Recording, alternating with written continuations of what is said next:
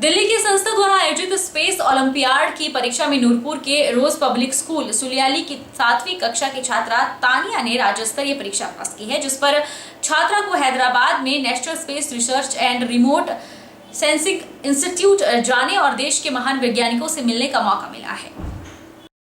मैंने space olympiad competition में part लिया था, जिसमें मेरी सिलेक्शन हुई थी और मुझे हैदराबाद में जाने का मौका मिला था। मैंने वहाँ हिमाचल प्रदेश से हम लोग 2 छात्राएं थी। मैंने वहाँ पे बहुत सारे साइंटिस्ट इसरो के जो साइंटिस्ट थे उनसे मैंने मुलाकात की और उन्होंने सभी को ऐसी चीजें बताई जिनका मुझे पता नहीं था।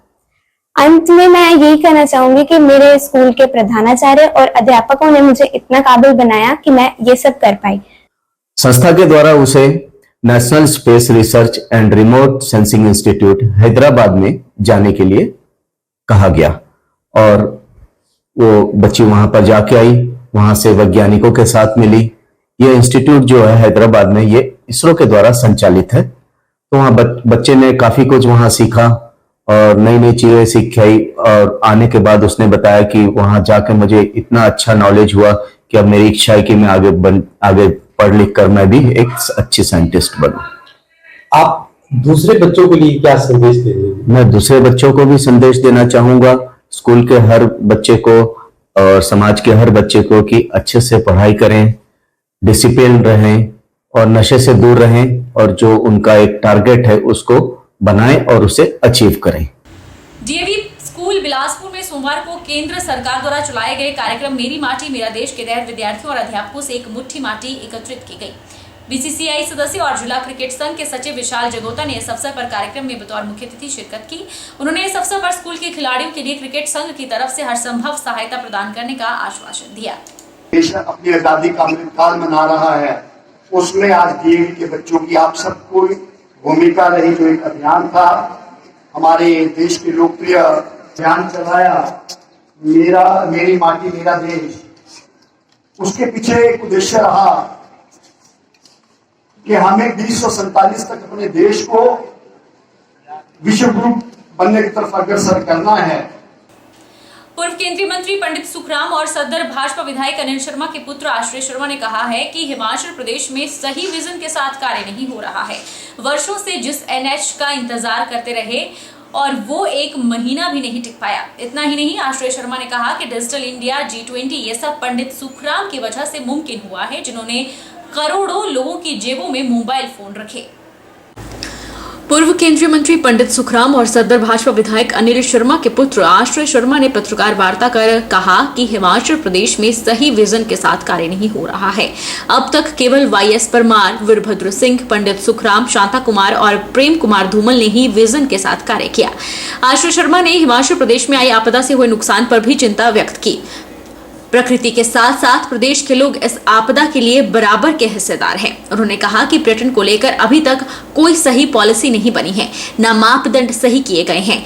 5-5 वर्ष का कार्यकाल पार्टियों को मिलना शुरू हुआ है, जिसका सबसे ज्यादा नुकसान प्रदेश को हुआ है। वर्षों से एनएच का इंतजार करते रहे और वो 1 महीना भी नहीं टिक पाया। आश्रय ने कहा कि पर्यटन व्यवसाय को सबसे ज्यादा नुकसान हुआ।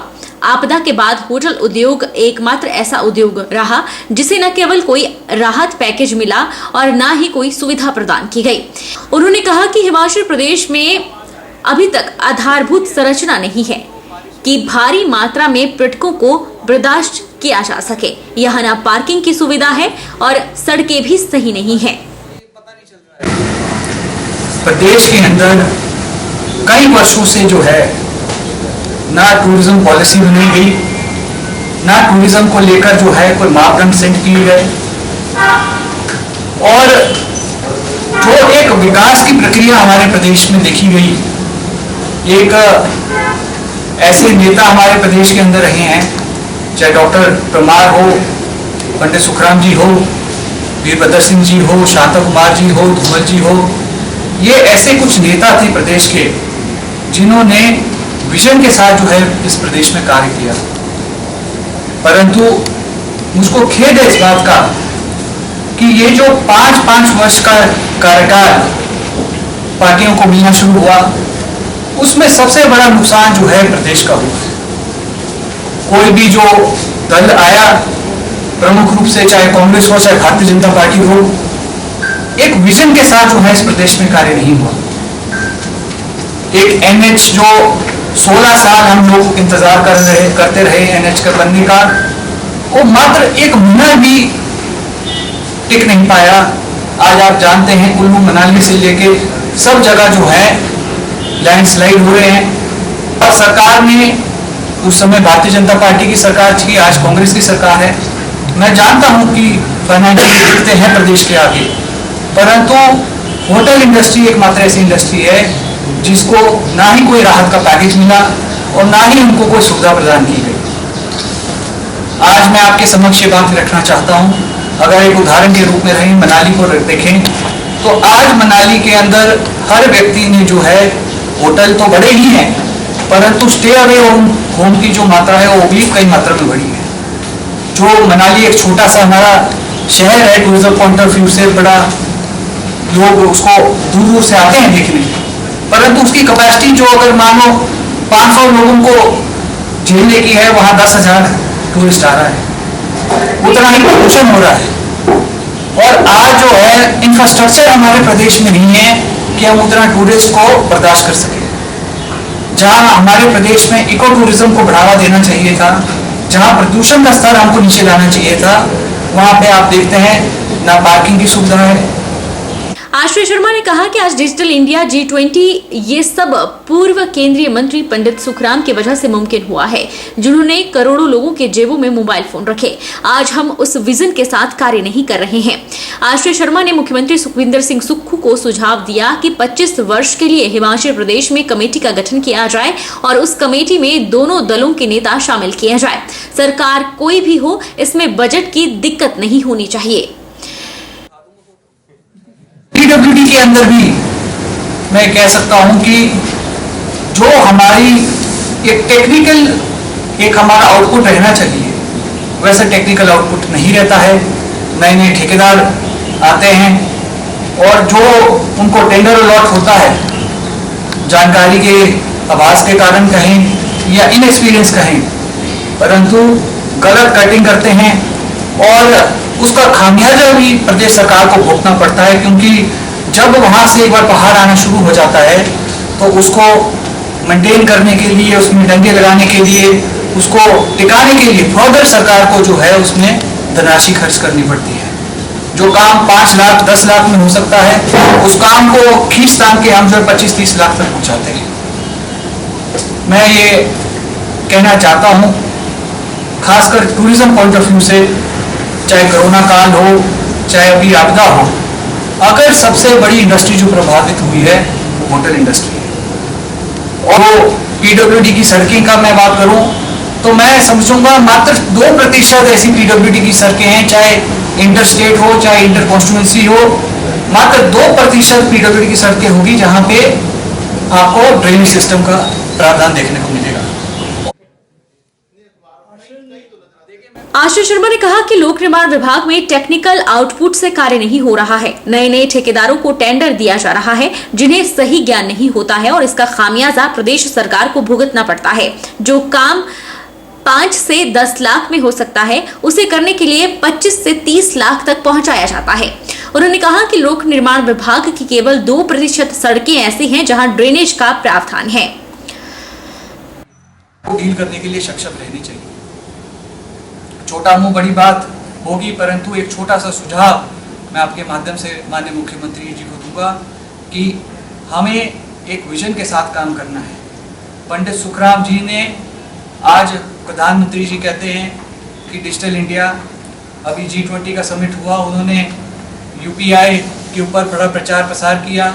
उन्होंने फिनटेक कंपनी जो हमारे देश में जिसका आगमन हुआ है और बड़े अच्छे से तरीके से काम कार्य कर रही है, उसका प्रचार प्रसार हुआ।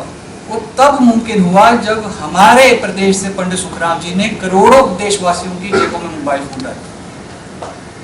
आज उस विजन के साथ हम कार्य नहीं कर रहे हैं जिस विजन से हमको कार्य करना चाहिए। इसलिए मेरा एक छोटा सा सुझाव मुख्यमंत्री जी के लिए रहेगा कि 25 वर्ष के लिए कमेटी का गठन किया जाना चाहिए प्रदेश के अंदर। दोनों दल के नेताओं को उसमें हिस्सेदारी होनी चाहिए। और वो 25 जो हमारे 25 वर्ष की कमेटी होगी उसके एजेंडे सेट होनी चाहिए विकास के दृष्टिकोण से प्रदेश के लिए।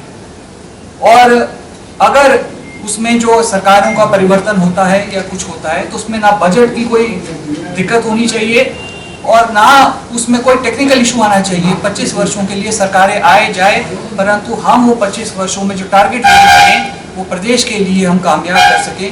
ऐसा मैं मुख्यमंत्री जी को एक सुझाव देना चाहूँगा।